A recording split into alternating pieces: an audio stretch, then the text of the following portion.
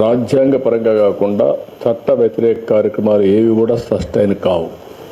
రాయలసీమలో ఒకప్పుడు పెద్ద ఎత్తున ముఠా కక్షలు ఉండేటివి. ఒకరినొకరు చంపుకునేవాళ్ళు, ఆధిపత్యం కోసం పోరాడారు. అలాంటివి కూడా ఆ రోజు చాలా స్పష్టంగా ఫైట్ చేశాం. ముఠా కక్షలను అణిచివేయడమే కాకుండా ముఠా కక్షల్ని పూర్తిగా కంట్రోల్ చేసి నార్మల్కి తీసుకొచ్చాం. ఆ విషయం కూడా మనందరం గుర్తుపెట్టుకోవాల్సిన అవసరం. ఆ సందర్భంలో మా పార్టీ వాళ్ళు, తెలుగుదేశం పార్టీ లీడర్స్ అయినా వాళ్ళు కూడా అరెస్ట్ చేశాను. ఎందుకంటే కఠినంగా వ్యవహరిస్తే తప్ప ఇది సాధ్యం కాదని. అదే సమయంలో మూడో సమస్యను మీరు ఒకసారి చూస్తే కమ్యూనల్ వైలెన్స్ వచ్చి హైదరాబాద్లో 6 నెలలు కర్ఫ్యూలు పెట్టి రాష్ట్రం మొత్తం అనేక ప్రాంతాల్లో మత విద్వేషాలు రెచ్చగొడతా ఉంటే దాన్ని కూడా కంట్రోల్ చేశాం. అయితే ఈరోజు ఇంకొక పక్కన మీరు చూస్తే రౌడీయిజం నేను ఒక మాటే చెప్పాను. ఎవరైనా సరే రౌడీగా ఉండాలనుకుంటే మాత్రం ఈ రాష్ట్రంలో మీకు ప్లేస్ లేదు. అవసరమైతే రాష్ట్ర బహిష్కరణ చేశాం, కొంతమందిని గట్టిగా కఠినంగా యాక్ట్ చేశాం. దాంతో రౌడీలు అనేవాళ్ళు కూడా ఎక్కడా లేకుండా పోయే పరిస్థితులు. ఒకప్పుడైతే గల్లీకి ఒక రౌడీ, వీధికి ఒక రౌడీ కూడా తయారై పెద్ద ఎత్తున సెటిల్మెంట్ వీళ్ళే, భూ కబ్జాలు వీళ్ళే, ఊర్లో పెత్తనం వీళ్ళే, వీళ్ళ ఇష్ట ప్రకారం చేస్తే అవన్నీ కంట్రోల్ చేశాం. కానీ 1924 లా అండ్ ఆర్డర్ విచ్చలవిడిగా భ్రష్టు పట్టించారు. ఇంకొక పక్కన అనేక సమస్యలు వచ్చాయి. తిరుమల తిరుపతి దేవస్థానం అపవిత్రం చేసే పరిస్థితికి వచ్చారు. భక్తుల మనోభావాలు దెబ్బతినే పరిస్థితికి వచ్చాయి. ఇంకొక పక్క ఒకప్పుడు తిరుపతిలో నేను చూశాను. నేను ఒకప్పుడే తిరుపతిలో కూడా లా అండ్ ఆర్డర్ లేకపోతే పోరాడాం. చిత్తూరు జిల్లాలో లా అండ్ ఆర్డర్ లేకపోతే గట్టిగా ఫైట్ చేసి మళ్ళా లా అండ్ ఆర్డర్ రెస్టోర్ చేసే పరిస్థితికి వచ్చాం. ఎప్పుడు కూడా నేను అధికారంలో ఉన్నా, అపోజిషన్లో ఉన్నా లా అండ్ ఆర్డర్ చేతికి తీసుకోవడం కానీ యాంటీ సోషల్ ఎలిమెంట్స్ని ప్రోత్సహించడం ఎప్పుడూ జరగలేదు. నేను ఎప్పుడో ఒక మాట చెప్పేవాడిని, ఎవడైనా సరే హత్యలు చేసేవాళ్ళు తప్పకుండా వీళ్ళు కూడా పోస్ట్ మార్టం తప్ప వేరే ఉండదు. ఆ విషయం వీళ్ళు గుర్తుపెట్టుకోవాలని. ఎందుకంటే నేను లా అండ్ ఆర్డర్ మీద ఒక ప్రశాంతంగా ఉండాలి, శాంతి భద్రతలు పరిరక్షించాలి. అప్పుడే సమాజంలో ఒక శాంతి ఉంటుంది, ఒక భద్రత ఉంటుంది. భద్రత ఉంటేనే పెట్టుబడులు వస్తాయి. భద్రత ఉంటే అందరూ కూడా హ్యాపీగా ఇంట్లో పడుకుంటారు. లేకపోతే ఈ సమస్యలు వస్తాయని ఎప్పుడూ కంట్రోల్ చేస్తూ వచ్చాం.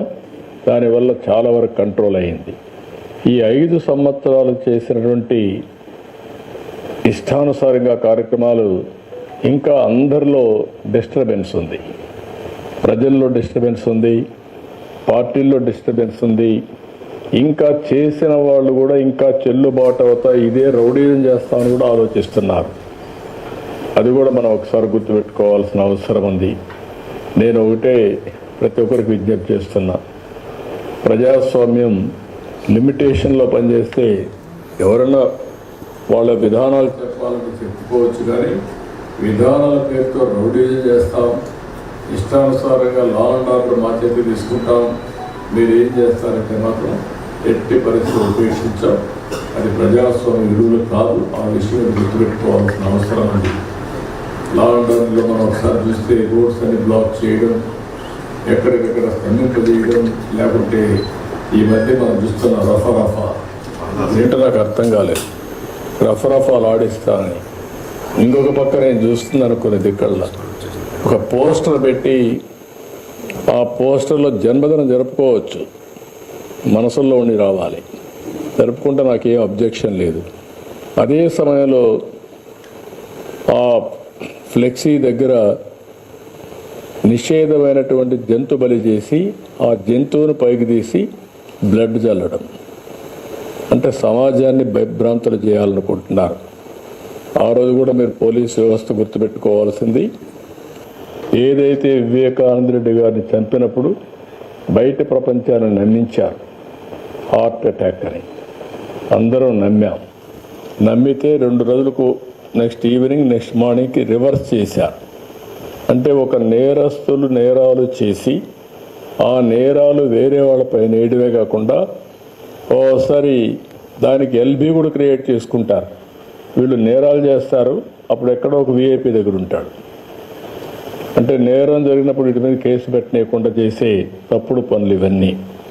అవన్నీ వాళ్ళు ఎన్ని చేసినా మీరు ఒక్కటే గుర్తుపెట్టుకోవాలి, దొంగతనం చేసేవాడు కానీ, నేరాలు చేసేవాడు కానీ, ఘోరాలు చేసేవాడు కానీ ఎవిడెన్స్ లేకుండా తప్పించుకోలేడు.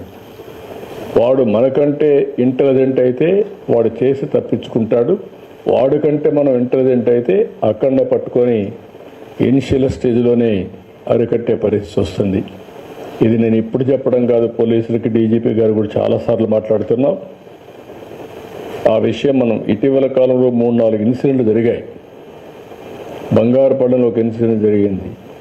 గుంటూరులో వాళ్ళ వెహికల్ కింద ఒక అతన్ని వేసి తొక్కించేసి వారుగా వారేసిపోతే, తర్వాత అంబులెన్స్లో వీళ్ళు తీసుకుపోయి ప్రాణం కాపాడలేకపోతే మళ్ళీ వాళ్ళ బంధువులు పిలిపించి పోలీసులే అంబులెన్స్లో పెట్టి అంబులెన్స్ చంపేశారని చెప్పి నేరం మన మీద వేసే పరిస్థితికి వచ్చారు. ఇలాంటి ఆటలు సాగనీయం, ఫర్మ్గా ఉంటాం.